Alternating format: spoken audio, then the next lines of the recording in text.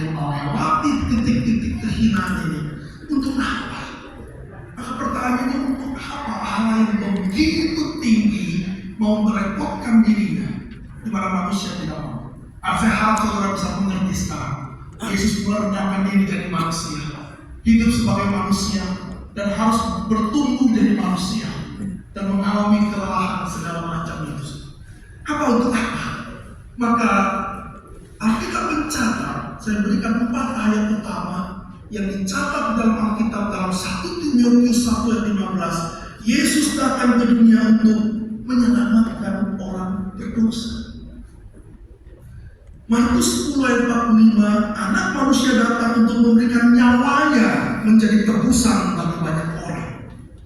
Yohanes 3 ayat 17, Allah mengutus anaknya ke dalam dunia untuk menyelamatkan dunia.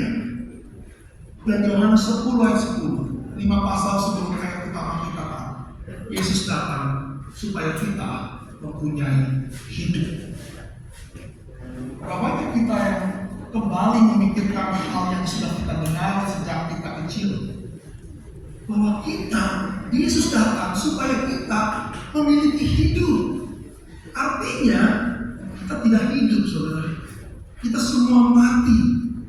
Seperti bang kita liturgis kejatuhan yang tadi kita baca. Kita semua mati. Maka Yesus datang untuk memberikan hidup, supaya kita memiliki hidup, supaya kita yang di dalam Kristus kembali memiliki hidup. Saudara, sesuatu yang sangat berharga. Berapa banyak dari kita yang take it for granted menjadi orang Kristen? Saudara, ini bukan harga yang murah. Menjadi Kristen bukanlah menjadi salah satu pemeluk agama. Menjadi Kristen adalah bersatu dengan Kristus untuk memiliki kehidupan ini.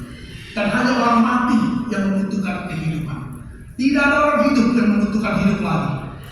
Hanya orang mati. Maka Yohanes 15 mau menjelaskan apa yang Yesus katakan dalam Yohanes 10, bahwa Dia datang supaya kita memiliki hidup. Dan Yohanes 15 menambahkan lebih, bukan sekedar hidup, tapi membuat kita memiliki buah. Dan Yohanes menggunakan bahasa yang exaggerated, bukan cuma buah, tapi buah yang banyak. Maka ini sesuatu yang penting, saudara. Kita mati tidak mungkin hidup, kita mati tidak mungkin berbuah. Maka Natal bukanlah bicara mengenai hidup yang lebih stabil, lebih nyaman, lebih aman. Tapi apakah saya memiliki hidup? Karena jika kita tidak memiliki hidup, tidak ada guna semua resolusi-resolusi saudara. Tidak ada guna semua tekad-tekad saudara. Maka kita harus memikirkan, apakah saya hidup? Dan kalau saya hidup, apakah saya berbuah? Dan Yesus kasih tahu bagaimana caranya supaya kita berbuah. Maka ayat yang tadi kita baca, ayat 4 dan ayat 5, jika saudara membaca hati-hati, itu ada sebuah penekanan dari makna yang sama. Bahwa Yesus mengatakan, tinggallah di dalam aku dan aku di dalam kamu. Di sebuah kalimat imperatif yang menentukan apakah kita hidup atau mati. Maka ranting kita diibaratkan sebagai ranting atau